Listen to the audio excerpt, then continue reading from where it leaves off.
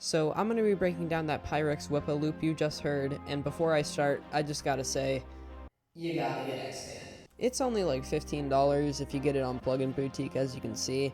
It has really good sounds, lots of sounds too, and I use it in most of my beats. Starting off with this first sound, I have a flute.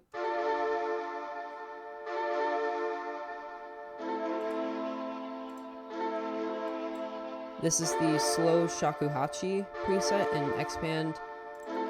To make it, all I did was I took a D note, excuse me, made a minor chord off of it, and then I added an octave.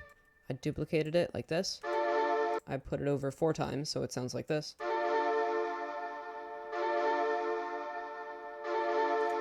But I wanted a little bit more variation than that, so what I did was I highlighted these second half notes and went 1, 2, 3, 4, 5 down by using shift down arrow, and now it sounds like this. I thought this second note sounded weird, so I took it out in both. I also wanted to change up the rhythm, so I made these notes a little longer. And that's how I got this first sound. For effects on this, I just added some artsy retro color because it's really good for making things sound vintage.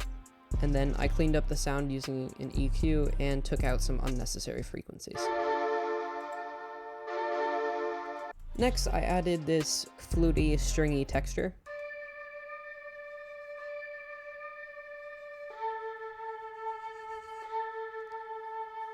All I did was copy the bass notes from the other chords. For effects on this, I have some reverb, some RC20 retro color.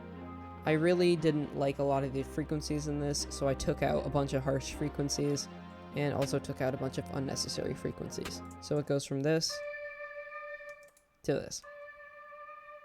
Next, I needed some more mid frequency, so I added in this pad.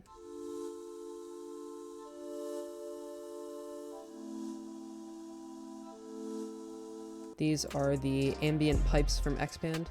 And for effects on this, I just have some more RC20 retro color and another EQ cutting out some unwanted frequencies. It's really filtered now.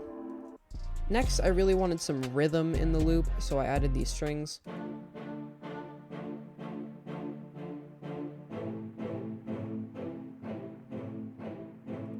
I heavily randomized the velocities, as you can see. I used Alt-R to do this. The preset I used for this was the spiccato up. I really like this sound, I use it a lot. For effects on this, I just have an EQ cutting out some frequencies up here. Another thing I really like about this is that I have the octave up here, but not over here, and down here, but not over here.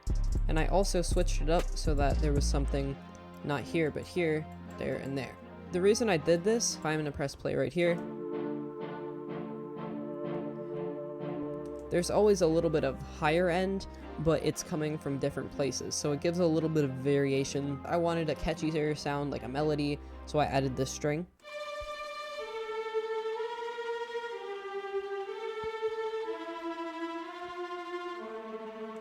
I used the tremolo strings. I really wanted this melody to be nice and tense, so I used a lot of these half-step notes, from A to A sharp, and from E to F. If I go to this D minor scale, which you can get by going from this button to minor natural to dragging it to the key you want, you can see that there are 2 sets of half-step notes. I'm in the D scale, so they are E and F, and then A and A sharp. Using these notes will cause a lot of tension. There's a lot of tension in those notes compared to, or for effects on this, I added a lot of reverb, I added some retro color, I cleaned up the sound a bit, and I EQ'd out unneeded frequencies. Lastly, I added a bass.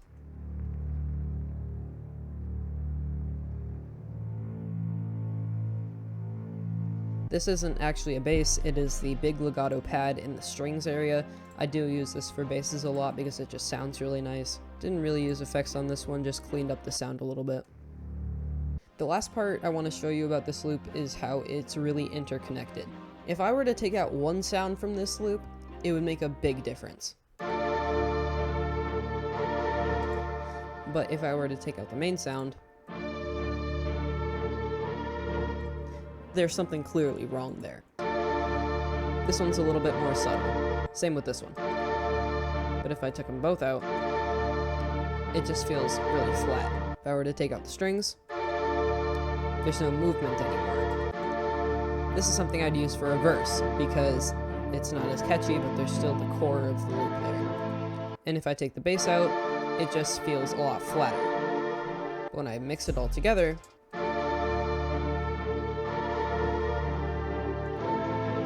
it interconnects perfectly. I hope you enjoyed this tutorial. It's my first one, so that's why it's really bad. But if you have any constructive feedback, please leave it in the comments. I actually have a beat to this on my YouTube channel, so go check that out. I am going to be making a new YouTube pretty soon, so look out for that.